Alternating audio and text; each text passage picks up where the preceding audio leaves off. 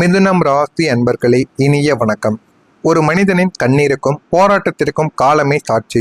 இந்த மிதுனம் ராசி அன்பர்களை, கடந்த காலங்களில் சனி பகவான் உங்களை சோதித்த ஆழமான சில விஷயங்களும் காரணங்களும் இருந்து கொண்டுதாங்க இருக்கிறது.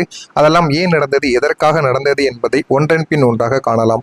மிதுனம் ராசிக்கு சனி பகவான் 8ஆம் மற்றும் 9ஆம் வீட்டிற்கு அதிபதி, அஷ்டம மற்றும் பாக்கியஸ்தானாதிபதி இடத்தில் அமர்ந்து கொண்டிருந்தார்.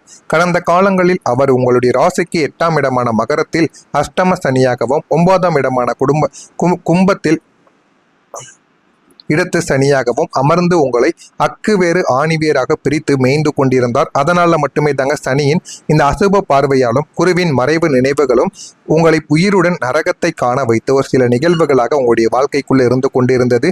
இதெல்லாம் உங்களுடைய வாழ்க்கையில நடந்திருக்கா இல்லையா என்பதை இனிமே வரக்கூடியவற்றை நீங்கள் நிச்சயமாக கூற வேண்டும். முதலாவதாக உங்களுடைய வாழ்க்கையில கடுமையான பொருளாதார முடக்கங்களானது ஏற்பட்டிருக்கும்.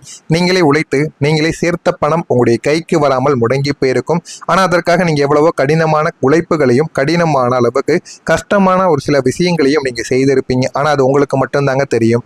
அவசர தேவைகளுக்கு கூட நீங்க அடுத்தவங்களிடம் கையேந்தக்கூடிய நிலைமையையும் சனி பகவான் உங்களுக்குள்ள உருவாக்கி கொடுத்திருப்பார். நீங்கள் எவ்வளவுதான் பணத்தை சேமித்து வைத்தாலும் அந்த ஒரு பணம் உங்களுடைய கையில் இல்லாமல் போனது மிகப்பெரிய அளவுக்கு உங்களுடைய மனது ரீதியா உங்களுக்குள்ள பிரச்சனைகளை ஏற்படுத்தி கொடுத்திருக்கும். இதற்கான காரணங்கள் என்ன தெரியுமா? சனியின் 10வது பார்வை உங்களுடைய தனஸ்தானமான 2ஆம் வீட்டின் மீது விழுந்ததால் வரவு 8ஆனா செலவு 10ஆனா என்று உங்களுடைய வாழ்க்கைக்குள்ள இந்த மாதிரியான ஒரு சிக்கலை உங்களுக்குள்ள நிச்சயமா தேடி கொடுத்திருக்குங்க. 2வது விஷயமா, உழைப்புக்கு கிடைக்காத ஒரு அங்கீகாரம். ஆபீஸோ அல்லது தொழிலிலோ இரவு பகலாக நீங்கள் உழைத்தது நீங்களாகத்தாங்க இருப்பீங்க. ஆனால் அதற்கான பாராட்டுகளும் பதவிகளும் பெயரும் வேறு ஒருவர் தகுதியற்ற நபருக்கு நிச்சயமாக சென்றிருக்கும்.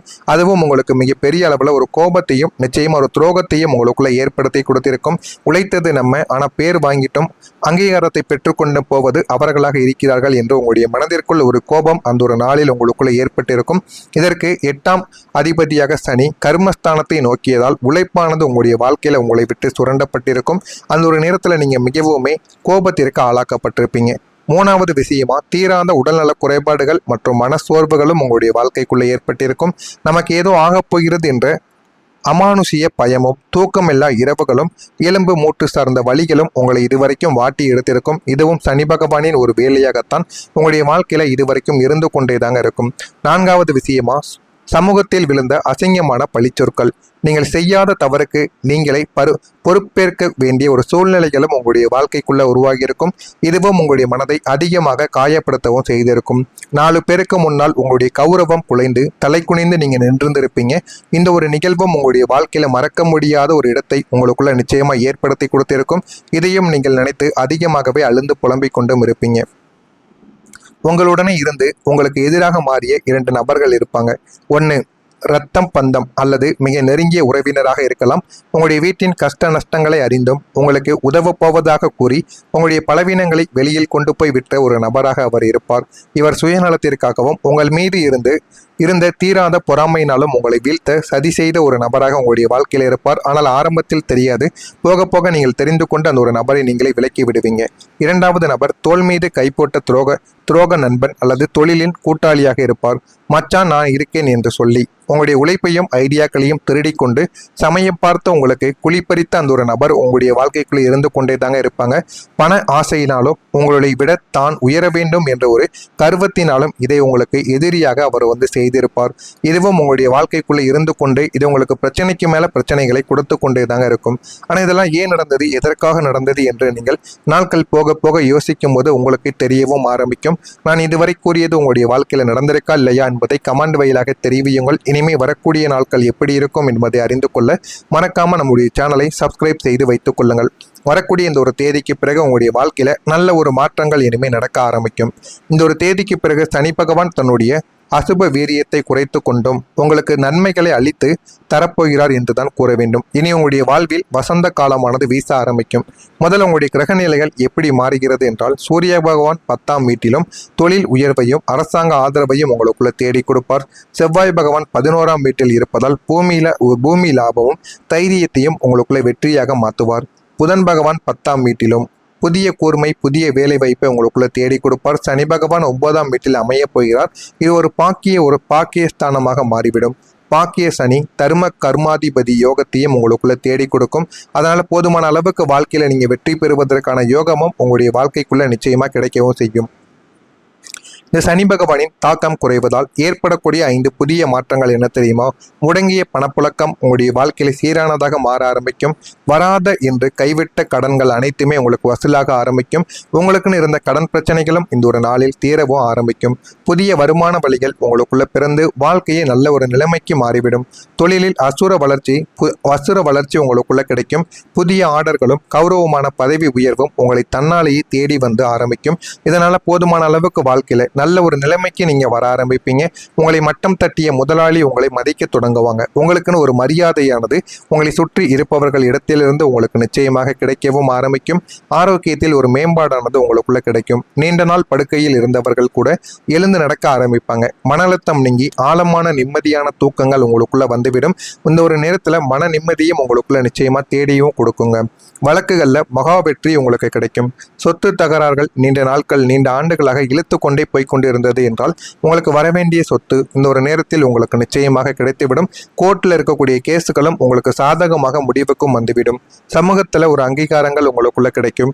உங்களை தவறாக புரிந்து கொண்ட சமுதாயம் இப்போது உங்களுடைய நேர்மையை புரிந்து கொண்டு உங்களை தலைமையில் தூக்கி வைத்து கொண்டாடுவாங்க. அந்த அளவுக்கு நல்ல ஒரு நேரம் உங்களுக்குள்ள பிறக்கும். இந்த சனியின் தாக்கங்கள் குறைந்து இந்த ஒரு நேரம் உங்களுக்கு எந்த அளவுக்கு நன்மைகளை ஏற்படுத்தும் என்றால், அஷ்டம சனியின் நிழல் முழுமையாக விலகுவதால் உங்களுடைய தலைக்கு மேல் இருந்த கத்தியானது எடுக்கப்பட்டது போன்ற உணர்வுகள் உங்களுக்குள்ள ஏற்பட ஆரம்பிக்கும். இத்தனை காலங்கள் தொட்டதெல்லாம் துலங்காமல் போன ஒரு நிலைமைகளானது மாறி இனி நீங்கள் தொட்டதெல்லாம் பொன்னாகக்கூடிய ஒரு நிலைமைகள் உங்களுடைய வாழ்க்கைக்குள்ள உருவாக ஆரம்பிக்கும். முடங்கி கிடந்த பாக்கியங்கள் அனைத்தும் கனிந்து உங்களுடைய கைக்கு வந்து சேரக்கூடிய உன்னதமான நேரமாக இந்த ஒரு நேரமானது உங்களுடைய வாழ்க்கைக்குள்ள இருக்கும். போதுமான அளவுக்கு நீங்க வெற்றியையும் பெற்றுக்கொள்வீங்க.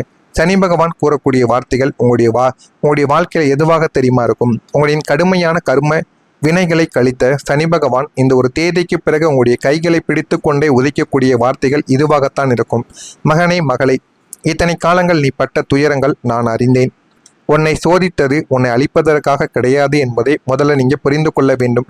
உங்களை சுற்றி இருக்கக்கூடிய போலி மனிதர்கள் யார் என்பதை உங்களுக்கு காட்டுவதற்கு. நீங்க தூய்மையானவன் என்பதை உலகம் அறியக்கூடிய ஒரு காலம் வந்துவிட்டது. எழுந்து நில்லுங்கள், உங்களுக்கான ஒரு சிம்மாசனம் இதோ காத்து கொண்டிருக்கிறது. எனவே இதை உங்களுக்கு தேடி கொடுப்பதற்காக மட்டுமே தாங்க சனி பகவான் உங்களுக்கு இவ்வளவு கஷ்டங்களை இதுவரைக்கும் தேடி கொடுத்தார். சனி பகவான் உங்களுக்கு கொடுக்கக்கூடிய முதல் ஆசீர்வாதம் என்ன தெரியுமா? உனக்கும் உன்னுடைய குடும்பத்திற்கும் நீண்ட ஆயுளையும் நோயற்ற வாழ்வையும் எவராலும் அசைக்க முடியாத குலதெய்வ பாதுகாப்பையும் உங்களுக்குள்ள தேடி கொடுப்பார். இரண்டாவதாக, நீங்கள் இழந்த செல்வத்தை விட 10 மடங்கு அதிக ஒரு செல்வத்தையும் சொந்த வீட்டையும் வாகன யோகத்தையும் உங்களுக்குள்ள நிச்சயமா தேடி கொடுக்கவும் ஆரம்பிப்பார். மூன்றாவதாக, பிள்ளைகளின் எதிர்காலம் சிறக்கும். உன்னால் கைவிடப்பட்ட உறவுகள் உன் காலடியில் வந்து தஞ்சமடையக்கூடிய வம்ச கீர்த்தியை உங்களுக்குள்ள தருகிறேன் என்பதை இந்த ஒரு நேரத்தில் உங்களுக்குள்ள நிச்சயமா தேடி கொடுத்திருப்பார். ஆனால் இதற்கு நீங்க செய்ய வேண்டிய ஒரு பரிகாரம் இருக்கு. சனிக்கிழமை தோறும் கருநீல நிற துணியில் சிறிதளவு கருப்பு எல்லை முடிந்து நல்லெண்ணெய் தீபத்தில் இட்டு சனி பகவானுக்கு அல்லது கால பைரவருக்கு நீங்கள் ஏற்றி வழிபடலாம். இதனை மட்டும் நீங்க செய்து பாருங்க. உங்களுடைய வாழ்க்கையில போதுமான அளவுக்கு வெற்றியை நீங்க நிச்சயமா பெற்றுக்கொள்வீங்க. ஆனா இதற்கு நீங்க மனதார செய்ய வேண்டும். இதனை மட்டும் நீங்க மனதார செய்து பாருங்கள். வாழ்க்கையில உங்களுக்குன்னு நிறைய விஷயங்கள் நிச்சயமாக கிடைக்கும். அது உங்களுடைய வாழ்க்கையவே நிச்சயமா மாற்றிவிடும்.